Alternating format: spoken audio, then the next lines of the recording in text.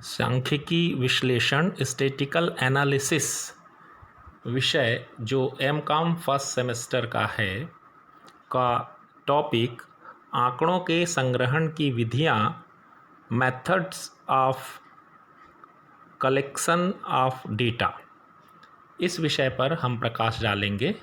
मैं अनुपम कुमार शर्मा, गवर्नमेंट नवीन कॉलेज गुढ़ियारी रायपुर से। अब हम देखेंगे कि आंकड़ों के संग्रहण की कौन कौन सी विधियां हैं। मुख्य रूप से आंकड़े दो प्रकार के होते हैं, एक प्राथमिक आंकड़े प्राइमरी डेटा और दूसरे द्वितीयक आंकड़े सेकेंडरी डेटा। इन्हें संग्रहण करने की विधियों को हम इस प्रकार बांट सकते हैं। पहला, प्रत्यक्ष व्यक्तिगत अन्वेषण। जैसा कि नाम से ही इसका अर्थ स्पष्ट है कि प्रत्यक्ष व्यक्तिगत अन्वेषण के अंतर्गत अन्वेषक को स्वयं विषय के स्रोतों से सूचनाएं संग्रह करनी पड़ती है। अन्वेषण के संचालन के लिए वस्तु स्थान पर उसे स्वयं रहना चाहिए और उन व्यक्तियों से मिलना भी चाहिए जिनसे उन्हें सूचनाएं लेनी है। दूसरी विधि के रूप में परोक्ष मौखिक अन्वेषण है। इसके अंतर्गत अनुसंधान का क्षेत्र विस्तृत होने पर अनुसंधानकर्ता के लिए यह संभव नहीं हो पाता कि वह प्रत्यक्ष रूप से अनुसंधान के क्षेत्र की सभी इकाइयों से प्रत्यक्ष संपर्क स्थापित कर समंक एकत्रित कर सके। ऐसी दशा में वह किसी ऐसे व्यक्ति से सूचनाएं प्राप्त करता है जिसे उसे विषय की जानकारी होती है। अतः यहाँ पर जो जानकारी इकट्ठी की जाती है वह परोक्ष रूप से होता है। अतः यह परोक्ष मौखिक अन्वेषण की विधि कहलाती है। इसके अलावा स्थानीय प्रकाशकों द्वारा भी अन्वेषण किया जा सकता है। इस रीति को स्थानीय स्रोतों द्वारा सूचना प्राप्ति भी कहा जाता है। इस रीति के अंतर्गत अनुसंधानकर्ता विभिन्न स्थानों पर स्थानीय व्यक्तियों की नियुक्ति कर देता है, जो समय समय पर अपने अनुभवों के आधार पर अपेक्षित सूचनाएं भेजते रहते हैं।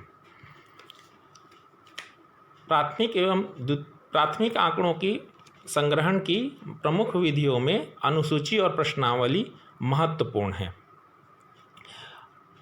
अनुसूची के अंतर्गत प्रमाणकों द्वारा अनुसूचियों का भरना। इस रीति के अंतर्गत प्रमाणकों को अनुसूचियों यानी कि प्रश्नों की एक सूची, जिसे प्रगणक स्वयं भरता है, देकर भिन्न भिन्न क्षेत्रों में भेजा जाता है। वह उस सूचना को यानी सूचना देने वालों से उसे संपर्क कर उसके अंतर्गत अनुसूची में लिख देते हैं। इस प्रकार अनुसूची के माध्यम से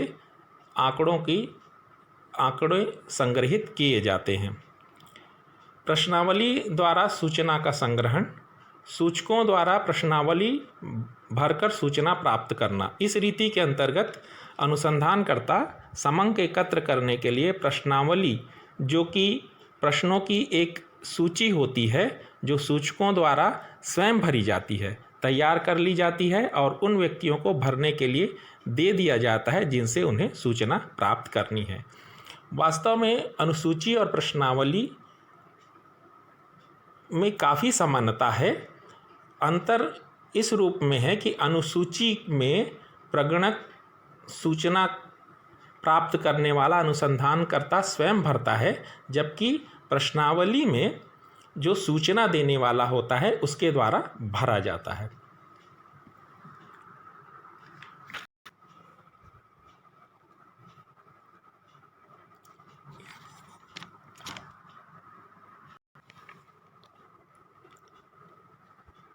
द्वितीयक आंकड़ों के संग्रहण से संबंधित दो प्रकार से आंकड़े इकट्ठे किए जाते हैं। पहला, प्रकाशित आंकड़े और दूसरे अप्रकाशित आंकड़े। प्रकाशित स्रोत वे स्रोत हैं जिसमें भिन्न भिन्न विषयों पर सरकारी व गैर सरकारी संस्थाओं द्वारा या अन्य अनुसंधानकर्ता महत्वपूर्ण समंक एकत्र करके उसे समय समय पर प्रकाशित करते हैं। इसमें प्रमुख रूप से सरकारी प्रकाशन, अर्ध सरकारी संस्थाओं के प्रकाशन, अंतर्राष्ट्रीय प्रकाशन आयोग व समितियों के रिपोर्ट और वह समाचार पत्रिकाओं के रिपोर्ट आदि शामिल किए जाते हैं। अर्थात ये पहले से प्रकाशित आंकड़े होते हैं जिसे द्वितीयक आंकड़ों के रूप में सम्मिलित किया जाता है। द्वितीयक आंकड़ों में अप्रकाशित आंकड़े भी एकत्रित किए जाते हैं, जिसमें अप्रकाशित आंकड़े स्रोत में अनेक शोधकर्ताओं, संस्थाओं, अर्ध सरकारी संस्थाओं और विद्यालयों आदि में योग्य व अनुभवी व्यक्तियों द्वारा एकत्र बहुत से आंकड़े अप्रकाशित रह जाते हैं। यदि वे आंकड़े उपलब्ध हो जाएं तो उन्हें द्वितीयक आंकड़ों के रूप में प्रयोग किया जा सकता है।